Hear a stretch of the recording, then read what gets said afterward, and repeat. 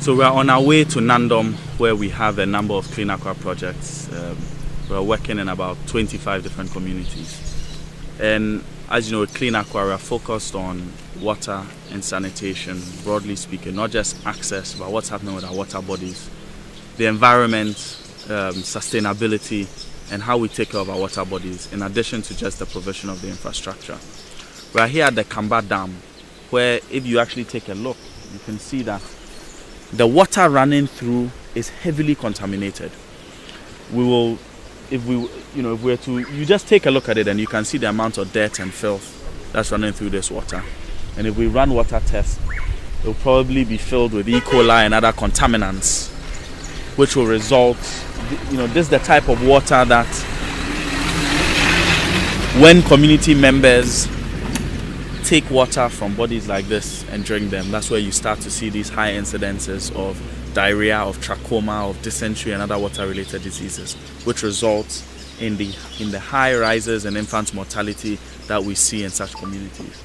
So these are the sorts of, beyond just at the village and community level, where we put in place both the infrastructure, not just water infrastructure, but the human capital infrastructure to manage these projects. We deal at a systemic level. These are some of the issues we're dealing with, where whether it's from galamsey illegal mining or from runoffs, from fertilizer or other contaminants, you have these systemic problems with our water bodies where when we don't take care of them, they end up like this, and it poses very serious, very severe public health risks to communities that surround here.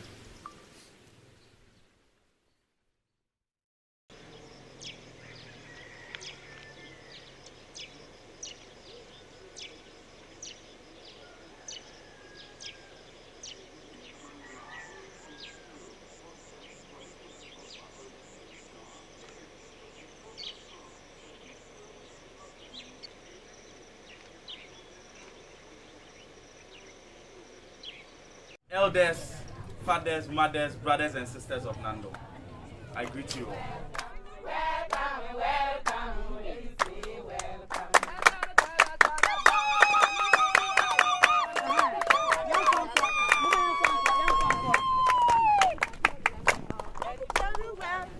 Welcome, welcome, we say welcome,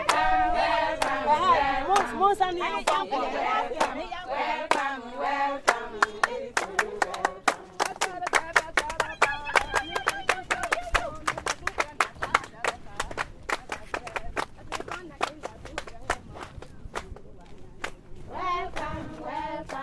We say welcome, welcome, welcome.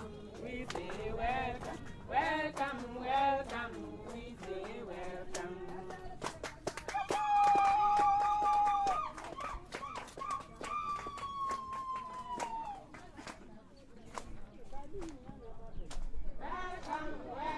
Before we start, I just want to thank God. I want to thank Allah that we've woken up today alive. I want to thank Uncle Richard because what he said was true.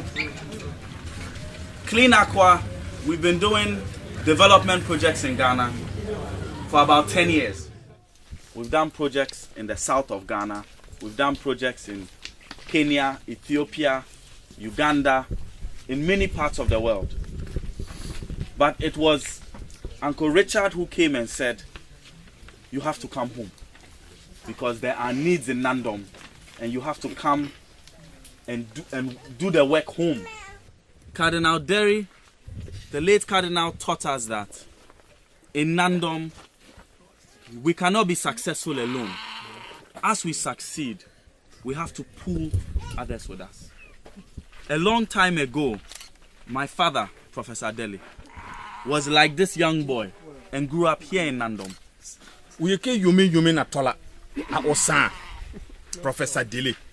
Ti in bichampile me apoblina ame ba anadomka. Water is life, and clean water is what's going to ensure that the children are not going to get diseases that will prevent them from living healthy and productive lives. We are asking the community for their prayers that God Almighty will bless us and help us, that when he grows up, the Nandom he will see and the Nandom he will leave for his children will be a Nandom that we will not recognize. Okwan zeletina etimia ibi baraza eti so razu benkube eti puer kube abi bena. Hello, ladies and gentlemen. We're here representing CleanAcwa. I'm Jude Adam Arthur. I'm the current Director of Marketing and Fundraising, and I'm here with my colleague Abubakar Abdurrahman, the Project Manager. Perpetual Viability, Community Development Officer. So we are currently in the Dagang community in Nandom, and it's part of the 5 communities that we've supplied water facilities. We just got a borehole for this community, and CleanAcwa, I'll tell you a little bit about us. So CleanAcwa has been in existence for almost 10 years. We started in 2007. And in the year 2016, which we are in right now, we've commissioned quite a number of boreholes. We did 5 communities in Suhum, which is in the eastern region of Ghana. And now we're in Nandom, which is in the upper west region of Ghana. So CleanAcwa, we provide water, sanitation, and hygiene facilities.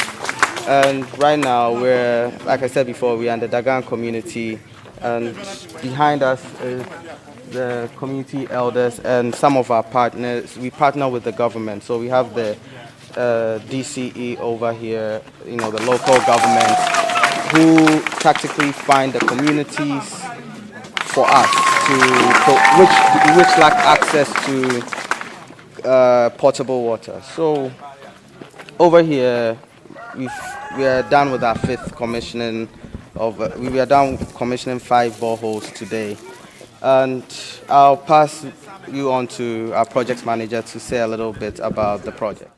3 sets of classes.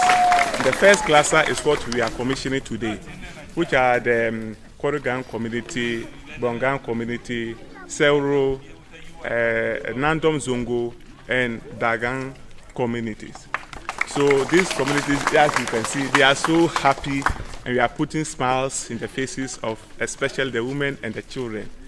And we hope that you see the school attendance will be improved, and then the teachers will also have this kind of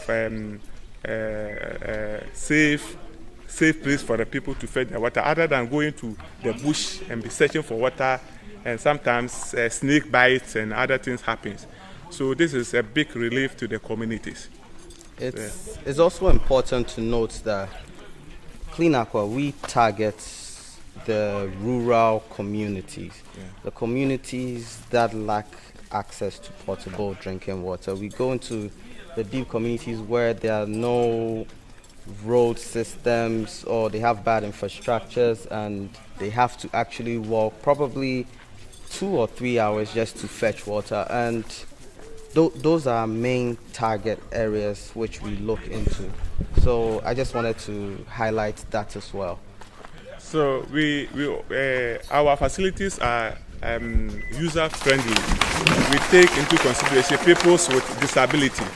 So we always build the infrastructure, making provision like ramps and rails to enable all kinds of people to have access to the water facilities.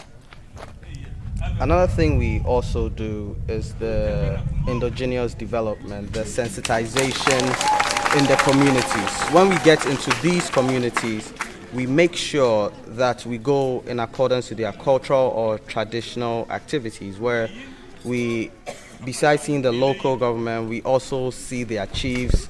We talk to their chiefs. They introduce us to the community members, and we are here in the communities where we've been introduced to, and we try to learn their culture as much as we can in the communities. By learning their culture, we know what their beliefs what their beliefs are.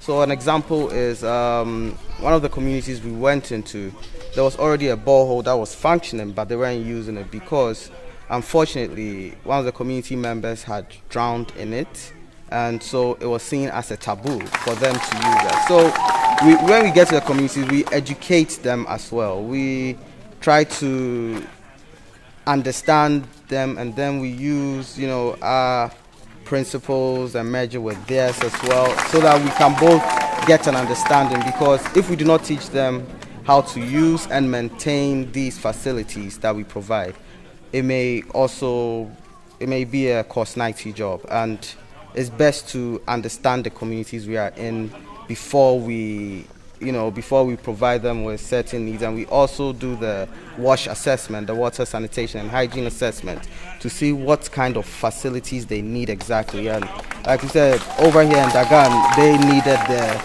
borehole, and that's what we provided, and was strategically placed over here, which is next to the school and the community, so that, once they have access to these water facilities, it helps to reduce a lot of sicknesses that come when there are not good hygiene practices like cholera and diarrhea. Sustainability is also key to our project. We ensure that we train some community members to be managers of the facilities, and they've opened accounts and they contribute monies and towards operation and maintenance. This is very key. Sustainability in terms of at the district level too, we ensure that we work with the district water and sanitation teams, so that as we exit, the district assembly will be able to play the hand-holding role, so that whenever the community needs some support, they can still support them, so that they won't be dependent on CleanAcwa. Because there are so many communities that need such facilities. So we try to make sure that whatever facility that we put in place is sustainable, and so that we can forge ahead to tackle other problems. We also tackle sanitation, which is the community-led total sanitation, where the whole community agrees to stop open defecation and to build household latrines. This has gone on very well in all these five communities. We have 100% coverage of latrines in the community. They have hand washing facilities that they all practice. So that is one of the ways that we ensure that the project is totally complete, in addition to the hygiene promotion that we provide to the communities. Well, right now, I'm sure you guys are tired of hearing the voices of two men. So we'll leave Perpetual to also add her bit. Perpetual, please. Tell us something about this project and working in the community. Okay, as a community development officer, it's been very inspiring working with the community, because as our work is fully community participation, our meeting schedules are very cordial to us, and we meet with the community members in such a way that they all accept acceptance in the community. So when we organize community meetings, they all come in their number. The women mostly dominate, and the ideas are mostly given by women. And the youth also participate. That has helped the project in one way or the other in the documentation of some major activities that are needed. You can check us out on www.cleanacwa.org. That's www.cleanacwa.org. So hopefully you guys believe in the good works we are doing in the projects and communities that we're in, and hopefully you'll be able to or be inspired to support us, so that we have a huge impact on the men, and especially, most importantly, the women and children who are our future. Thank you very much.